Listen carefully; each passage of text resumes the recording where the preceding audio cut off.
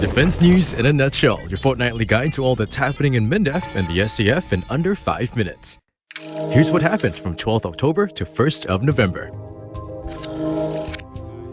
Defense Minister Dr. Ng Eng Hen attended the ASEAN-China Defense Ministers' informal meeting in Beijing, where he emphasized the need for ASEAN and China to work together to maintain peace and stability in the region. The defense ministers also discussed regional security issues such as counter-terrorism and transnational crimes, and noted the need for greater cooperation and communication to address these challenges.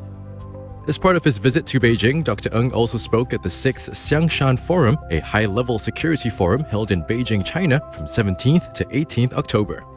Whether it's terrorism, HADR, or cybercrime, so on and so forth. Whatever it is, it's clear that they are transnational. They cross borders, and you will need collaboration in intelligence, in capabilities to address them. With the launch of a new national paramedic training and education roadmap, paramedics will have more opportunities for personal upgrading and new pathways to academic and professional success, regardless of their initial educational background. A multi-agency effort led by the Singapore Armed Forces and Singapore Civil Defence Force, the roadmap was unveiled by Senior Minister of State for Defence Ong Ye Kung at Nee Soon Camp. Earlier in the week, Mr. Ong visited the Basic Military Training Centre at Pulau Tekong, where he observed and interacted with recruits during their training. This was Mr. Ong's first visit to an SAF camp since being sworn into office on 1st October.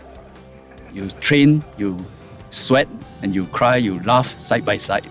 And that is the beauty of national service, and this is where the pride of defending our nation begins. Ultimately, national service remains the cornerstone of our defense.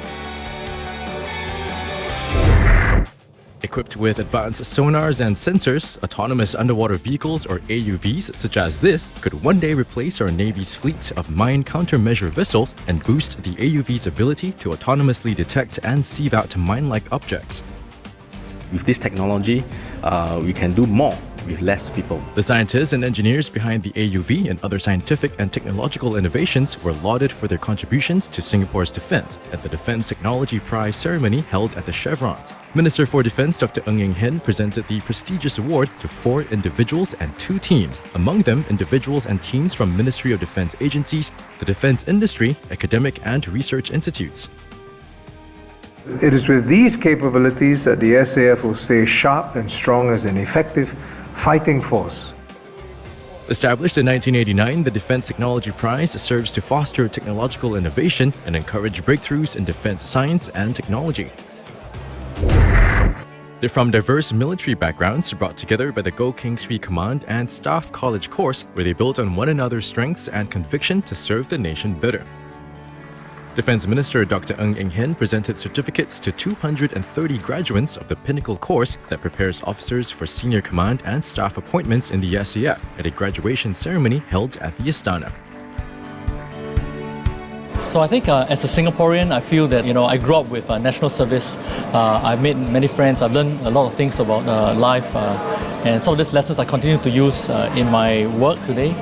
So when given a chance and when the duty calls, as they call it, I see it as an opportunity to continue serving the nation. So that's pretty much how I feel about coming back to take time off work just to be part of the CSC program. For more details on these stories, visit mindef.gov.sg. And here's what's buzzing on our social media channels. It was a tough mission, but after extinguishing more than 50 hotspots and discharging more than 400,000 liters of water, 34 SCF personnel and the 6-man SCDF Disaster Assistance and Relief Team finally came home to their families. Check out the stories and videos of our haze operations in South Sumatra, Indonesia on Cyber Pioneers and Defense Ministers' Facebook pages.